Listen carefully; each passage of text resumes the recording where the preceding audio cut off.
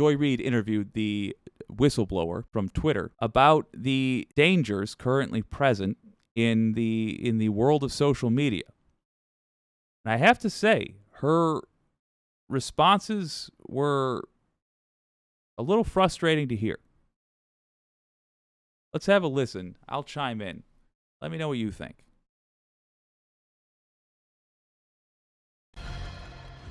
If you are one of the millions of Americans who uses Twitter, you probably have noticed how it has descended all the way back into a site that fuels misogyny, anti-Semitism, racism, and anti-LGBTQ hate.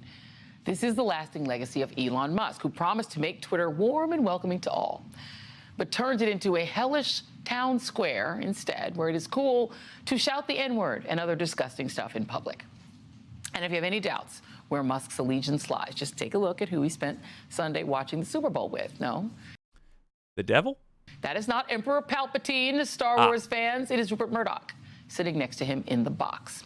Not only is Twitter a gross hellscape, but it has become the premier social media site for the incubation and birth of insurrection. She's got the fire. A gross hellscape. All right, well done. I like it. And coups. Look no further than January 6th, 2021 in Washington, D.C., or January 8th, 2023 in Brazil for real-life examples. Months after the attack on our Capitol, one Twitter whistleblower who risked her own safety laid out in disturbing detail how for months the company simply ignored her warnings about Trump's incitement to violence. Her name is Anika Navaroli, and she was the most senior expert on Twitter U.S. safety and policy team at the time of the attack on the Capitol. Since then, she has continued to call out the dangers of an unregulated Twitter. Here's her latest warning. If we are going to talk about social media in the government, we need to talk about Twitter's failure to act before January 6th.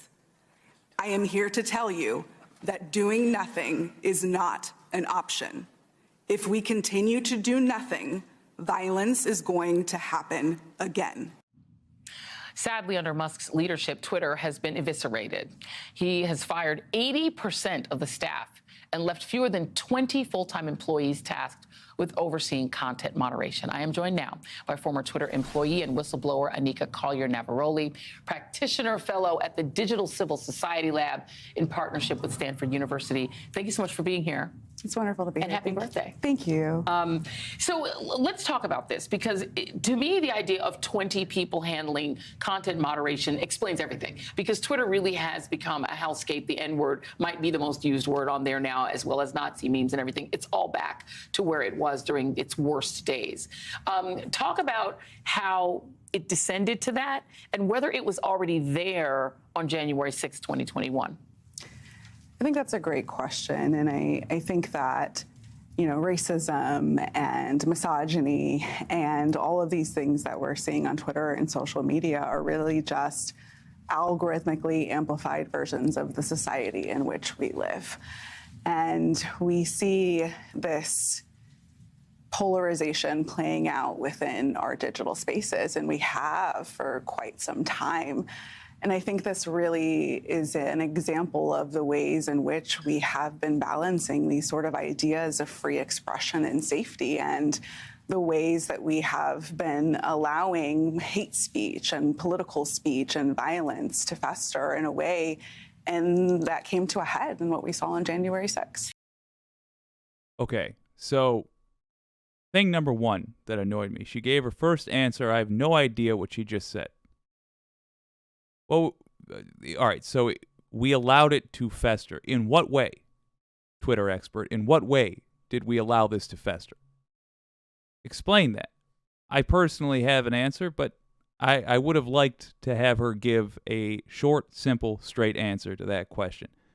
She gave what instead sounded like a corporate press release, where it sounds vaguely like they're saying, this is a bad thing and we agree, and you're supposed to imply that they'll do something about it. Instead, she's put forth no specifics and just burned up some of her interview time. Right. I mean, talk about how, I mean, as you said, it's a digital.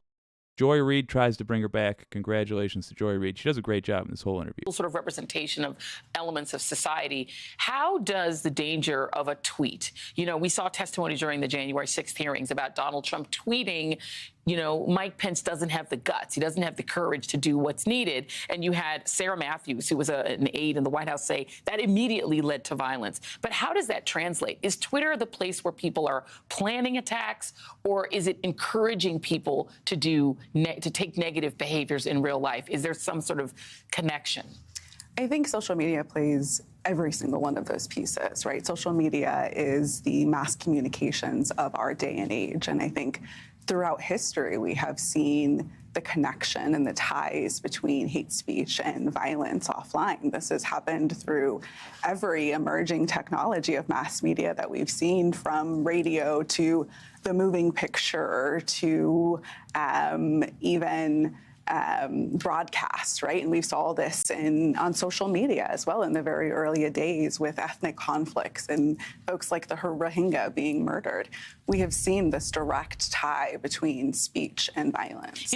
On the one hand, Twitter, I think about the Green Revolution in Iran. It was, Twitter was such a necessity. Black Lives. Just want to say again, I didn't really get anything from her answer here, and I want to show bad media appearances as well as good.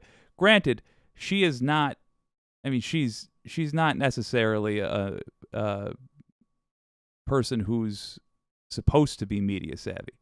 In the committee hearing she was being asked direct questions and could answer them. In this case, Joy Reid is teeing her up to say something, but she's given two answers now, and I haven't got much of substance from them, other than, Twitter is a mass communication method, and hate speech, when you multiply that by mass communication, equals violence. Okay.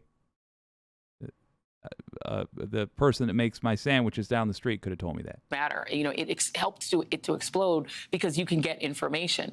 The right has accused Twitter of primarily spending its time muffling their voices. There was the PAB, I will just shorten it, moment that you were a part of in the recent hearings, in which you pointed out the president, during the times in which they were claiming they were being muffled, was Donald Trump. And other than the Trump administration, had you ever seen another political entity demand that things be taken off Twitter because they were offended by them or because they looked bad? Well, I'll just say, the PAB moment was, in fact, a moment, and I never thought that I would be the one to enter those three words into the congressional. But did you see any other administration make the request? Record for all time. And I think it's really just an example of how little we know about social media. You're asking about other instances. And I think it's really important that we continue to hear from people like me and then other individuals who have had the jobs that I've had, who can continue to share these stories so that we understand how social media works. But had you ever had a request like that before? I can't get into that. Yourself? Okay. Well, and the other question, I guess. Well, then what the hell? What did she come on here to say? That I would then ask is, how, in your view, has Twitter materially changed in terms of the way it operates since Elon Musk took over? I think it's not really about Elon Musk.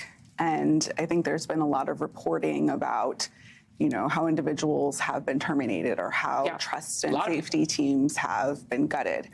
And what I would encourage people to do is read the transcripts from the January 6th committee and ask yourself if that content would have come down before Elon Musk. Yeah. What? You are here to provide insight. What you're encouraging people to do is read the transcripts that you were a part of. You were there. Why don't you say it? Maddening. I don't know if she's intentionally trying to do this. I don't know if, she's coming here on her birthday.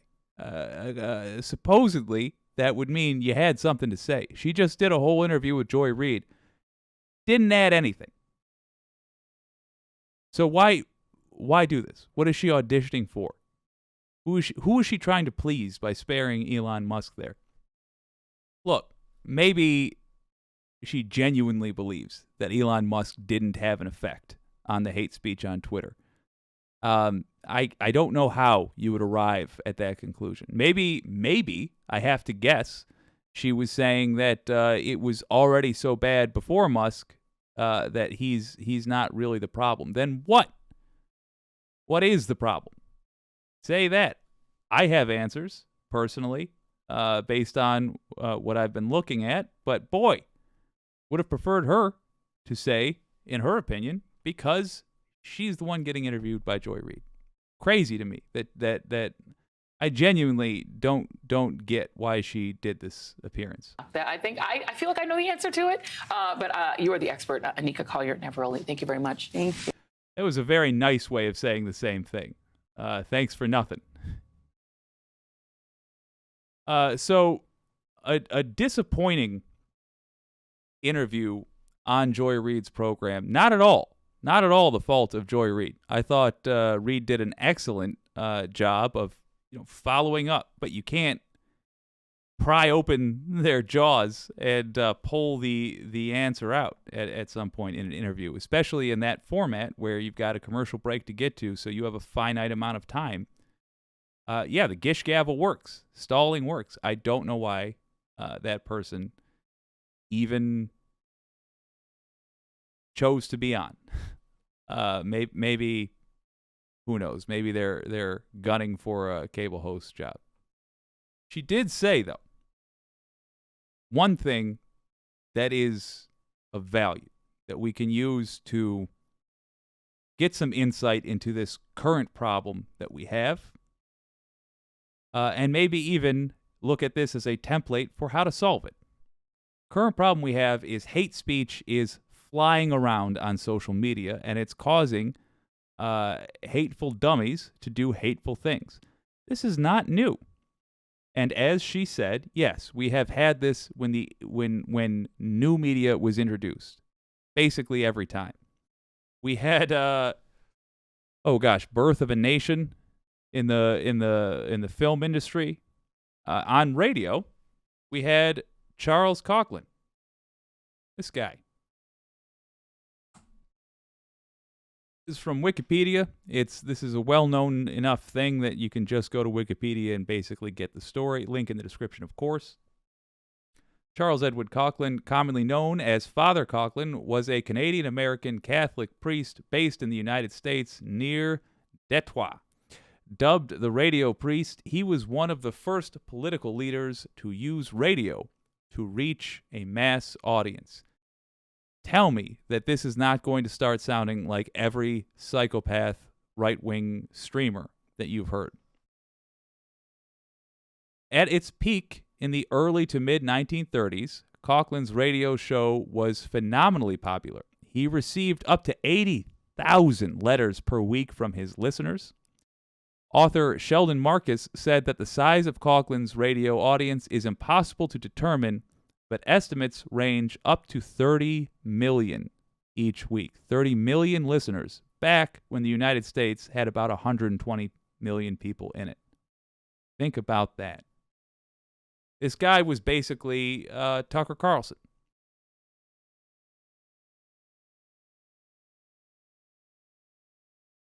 After the 1936 election, you might not know this about the United States if you have had a merciful life and didn't need to know this, but we had a lot of people sympathetic to Hitler. He was one. After the 1936 election, Coughlin expressed overt sympathy for the fascist governments of Hitler and Mussolini as an antidote to communism. So hated the idea of sharing his toys, he would side with Hitler. He believed Jewish bankers were behind the Russian Revolution, backing the Jewish Bolshevism conspiracy theory. At this time, Coughlin also began to support a far-right organization called the Christian Front. Terrorists, by the way, blew up an ammunition factory. 2 ammunition factories, as a matter of fact. Rachel Maddow did a wonderful podcast about this. Not Bagman. What was the other one? I'll look into it. Which claimed that he was an inspiration after the front's New York City unit was raided by the FBI in January 1940 for plotting to overthrow the government. It was revealed Coughlin had never been a member. Now, I do want to say, he claimed to be a member before that raid. But let's take that at face value. You've got somebody inspiring far-right Christian national terrorists. This person is a mass media type. And once the people they inspire to terrorism get in trouble, they disavow them. They pretend like they had nothing to do with it. Tell me that story couldn't play out today, just like that. Tell me that isn't exactly what's going on with the Proud Boys, what's going on with the people that do mass shootings and say, this is for Tucker. Boom, boom, boom, boom. Tell me that is not the Oath Keepers. Tell me that isn't every right-wing terrorist group that we currently have to worry about. That's them, baby. Coughlin promoted his controversial beliefs by means of his radio broadcasts and his weekly magazine Justice, which began publication in March 1936. During the last half of 1938, Social Justice reprinted weekly installments of the fraudulent anti-Semitic text, The Protocols of the Elders of Zion. That, by the way, is still floating around out there. It's on the internet. It is very popular in Nazi online forums. Despite this, Coughlin denied on various occasions that he was anti-Semitic. Oh yeah. That's like Tucker Carlson saying, "I'm not racist." Yet he received indirect funding from Nazi Germany during this period. Let me read that last part again. He received indirect funding from Nazi Germany during this period. What is indirect funding? The Nazis had plants in America. Literally people living in America whose job, just like the Russians do now, whose job was to finance things just like this. They also bribed politicians. Again, Rachel Maddow's podcast is phenomenal. You know what? It's worth breaking up the flow just a little bit to tell you the name of that podcast. I'm annoyed that I cannot recall it. Father Coughlin, Wikipedia.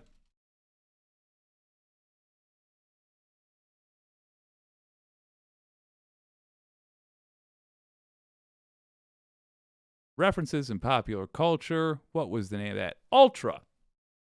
Ultra was the name of the podcast.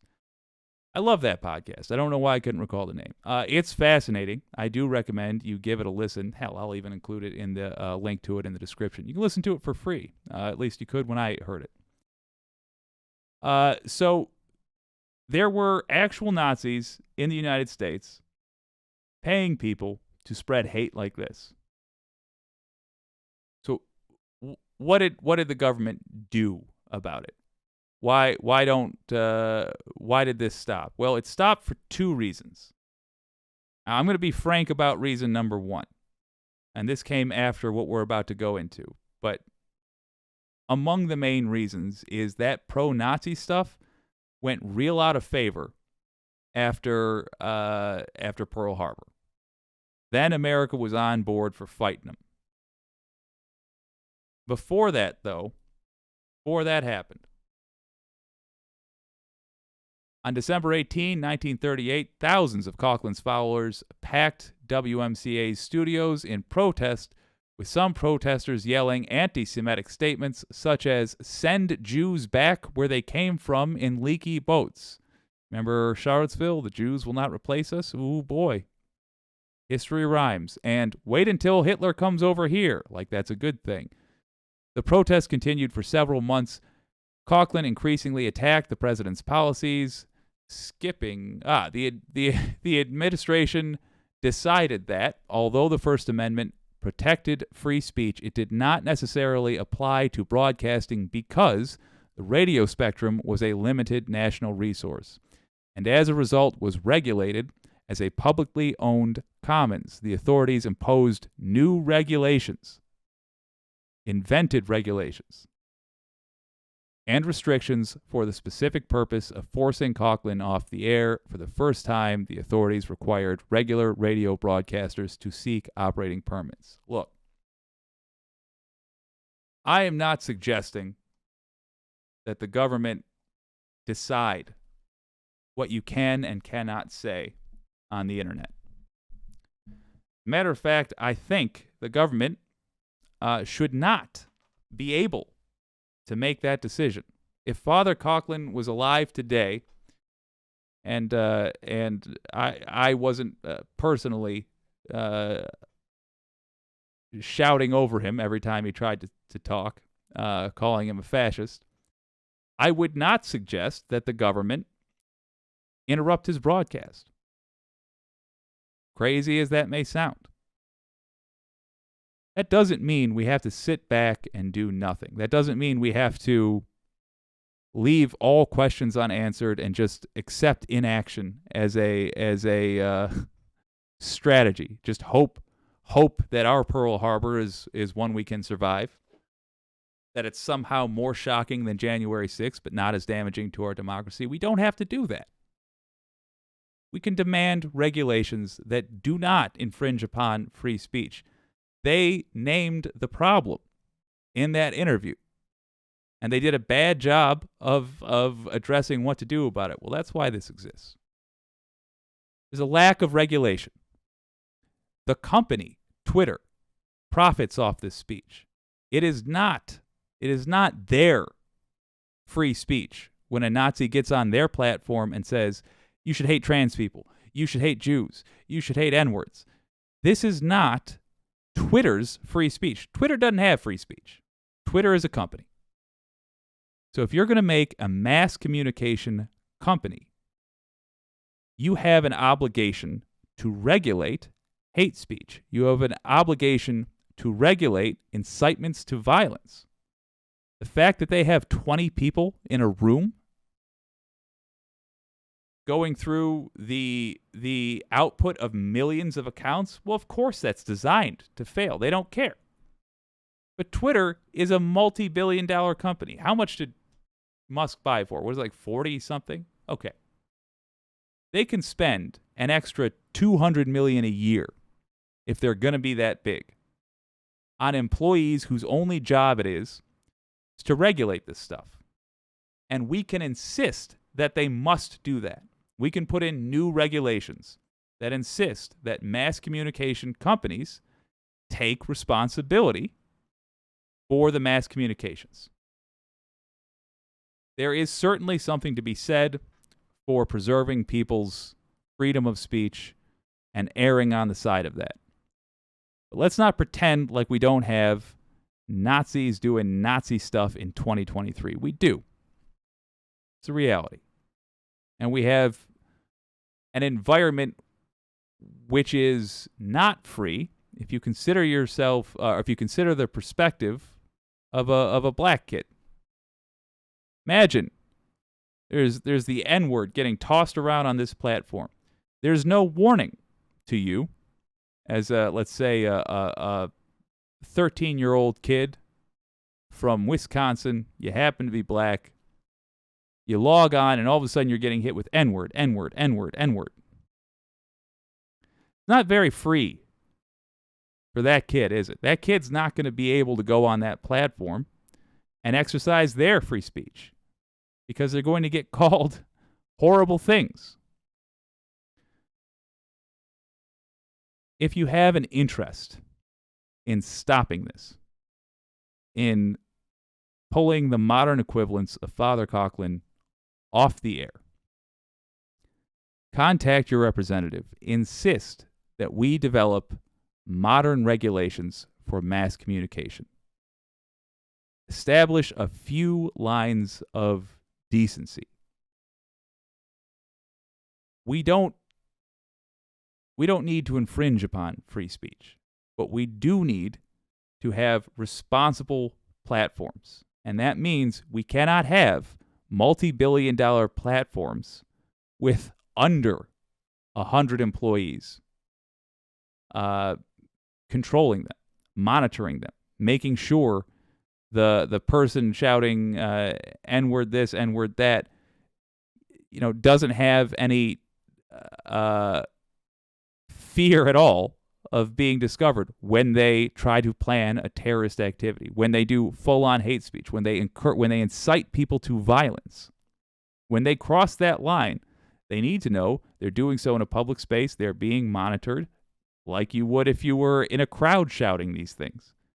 There is the fair opportunity for the laws that are on the books that are designed to keep people safe against this exact kind of speech. We need to ensure that those will be applied. We cannot wait for the attacks to happen and then retroactively try to trace back what caused them. It doesn't work. It doesn't work. So contact your representative. Tell them you would like strong regulations on these mass communication companies.